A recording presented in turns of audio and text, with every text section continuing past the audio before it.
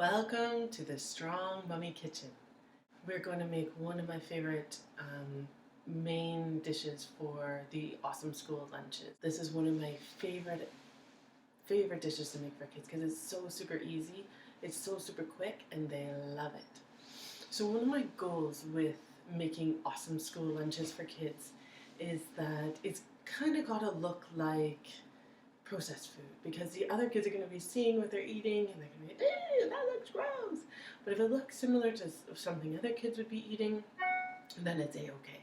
So what we like to do is take ideas from the processed food world, put them into our kitchen, and figure out how to make them awesome and healthy and nutritious and without all of the other additives and preservatives and stuff that we don't want in it. So what I'm going to make today is some pocket pies, which are kind of like pizza pockets.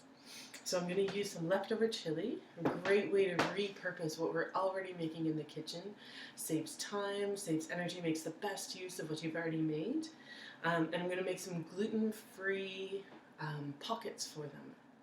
So the reason that I'm choosing gluten-free for kids is that there's been a lot more research recently about the effect of gluten on our brains and our ability to regenerate neurons, but also kind of that stickiness that happens in our guts seems to be also happening in our brains. And if I'm thinking about my kids and wanting them to blossom to their full potential, I want to make sure there's no stickiness in the way.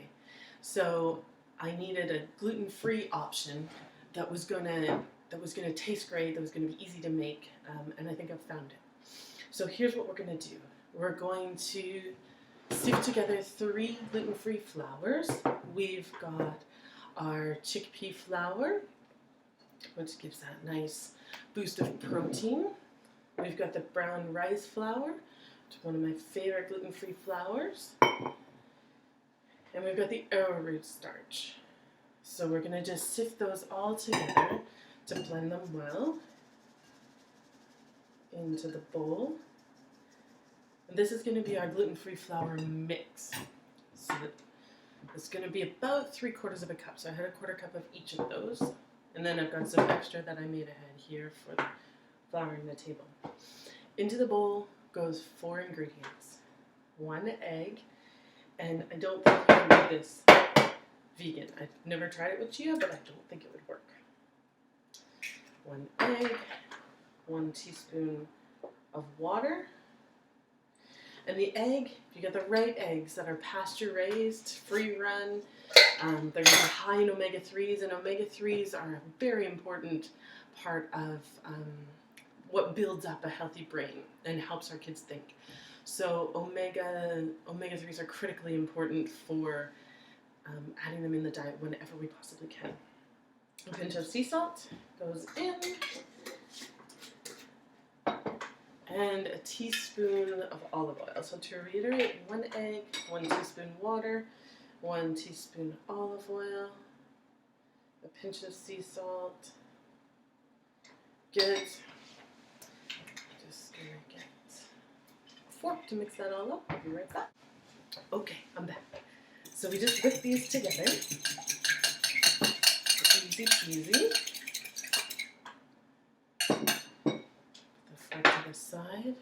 Then we're going to start adding our gluten-free flour. We'll add about half of this. It's going to take about 3/4 of a cup, but we just want to get it until it's going to form a ball but not be too dry. So we'll start with this.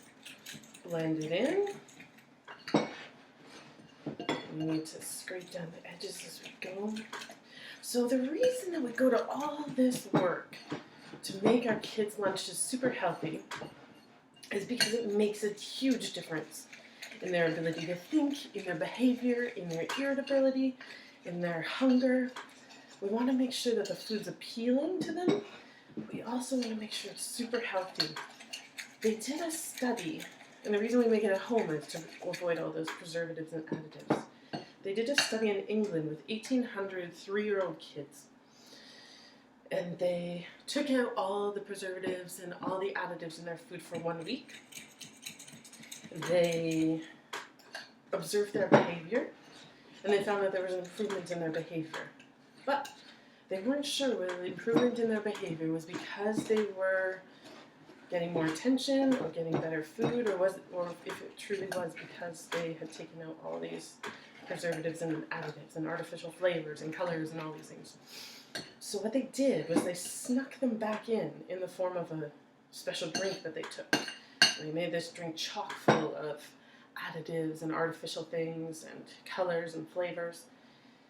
And then they did a control group where they had the beverage but none of the added stuff in it. And what they found was that the behavior got worse again. So it is true that these additives and preservatives and artificial flavorings and colorings actually do have an influence on kids' behavior, on their ability to get along. So especially in school when they don't have as much supervision, they don't have as much parental influence around, it's really important to give them their very best chance. So I'm just working this now with my hands, seeing how we're doing consistency-wise. You can see it's starting to form a ball, but it's still a little bit wet today. So I'm just going to add a little bit more of my flour mix. I want to get it just right before it gets too dry, otherwise when you bake it, the pockets will crack on the sides. That's looking good now. So a nice ball, it's holding well together. It's not too moist. So we're just going to sprinkle flour on our work surface. Spread that around. Ooh, that's maybe a bit much. Spread that around. I had a rolling pin. Where did it go? So we're going to work this a little bit. Flatten it out. Don't want too much flour on the outside because it starts to look a little funny. Okay. And roll it on out. Want it about 1/4 of an inch thick. You can't, in the same way of glutinous pastries, you can't really overwork gluten-free pastries. So if you mess this up and you make it too thin, just roll it up and start again. Okay, it's getting nice and even. Good. Okay, and I'm just going to take my bowl. I'm going to cut into a round shape. One pocket. I'll make 2 out of this and just show you how it's done and then finish the rest later. So this off to the side for the moment. I'm going to take my round dough. I like to roll it out just a bit more. Give me a little bit of space on the sides. You want to put the mixture, whatever you're using, you can use any sort of leftovers in this. You can use leftover stews, you can use leftover chicken, you can use leftover stir fry, you can use anything in it, as long as it's not too liquidy, otherwise it will make the pocket part too soft. So I'm just spreading water on the edge. So I've got my mixture in the middle, and then I'm going to fold it over like that, making sure the edges stick together, and take my fork from before and just squeeze those edges together because it looks beautiful, also because that's what will make it stick. So I'll put that one to the side. I'll do that one more time just so you get it. So we've got our pocket dough, we've got our filling. In all this goodness, all this protein-rich, bean-rich chili. It's so delicious. Use a little bit of water on the edges of the pocket dough. Not too much, you don't want it to be wet, just so it'll stick together. Fold it over like that. And squeeze it together with your fork.